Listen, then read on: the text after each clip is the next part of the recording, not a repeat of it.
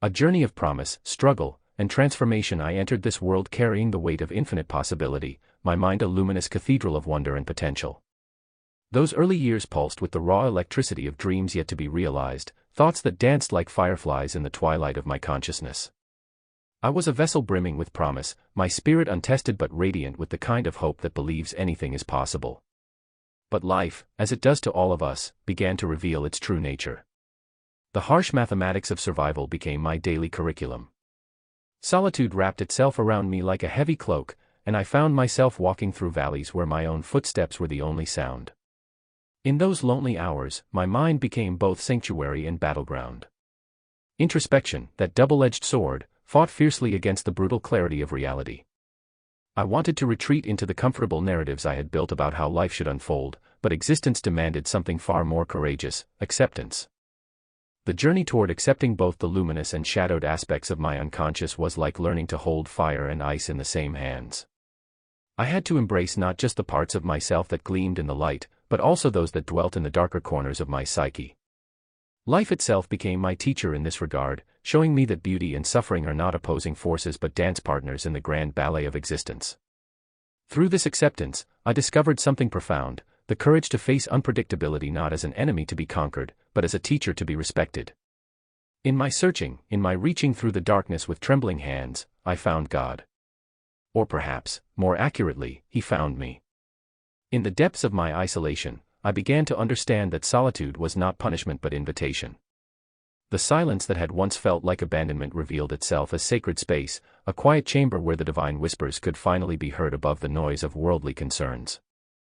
He taught me that what feels like delay is often divine timing, that what appears to be denial may simply be redirection towards something greater than we can imagine.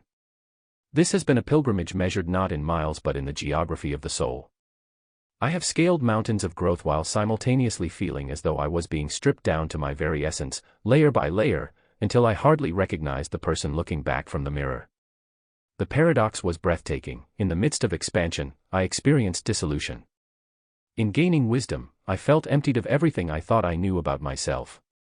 Through it all, life has been my most persistent and unforgiving teacher.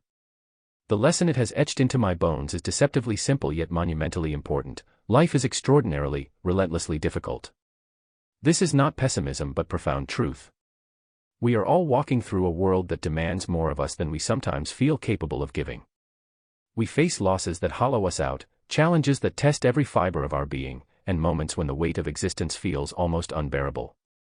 But here lies the sacred alchemy of human experience: it is precisely this difficulty that forges us into who we are meant to become. The pressure creates diamonds. The fire refines gold. The storms teach us the true strength of our roots. Each trial, each moment of feeling lost or broken or overwhelmed, contributes to a transformation so profound that we emerge not just different, but transcendent. This metamorphosis births wisdom that cannot be taught in books or lectures.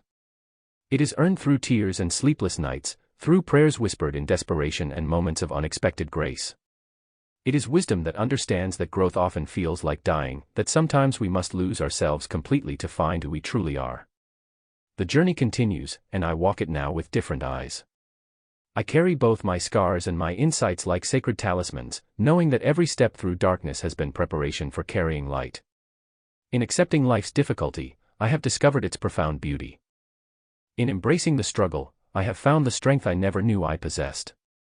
And in the depths of isolation, I have discovered a connection to the divine that no amount of noise or distraction could ever provide.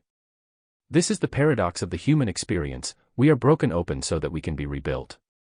We are stripped bare so that we can be clothed in wisdom. We are led through valleys so that we can appreciate the mountains. And in the end, we realize that the journey itself, with all its pain and beauty, has been the destination all along.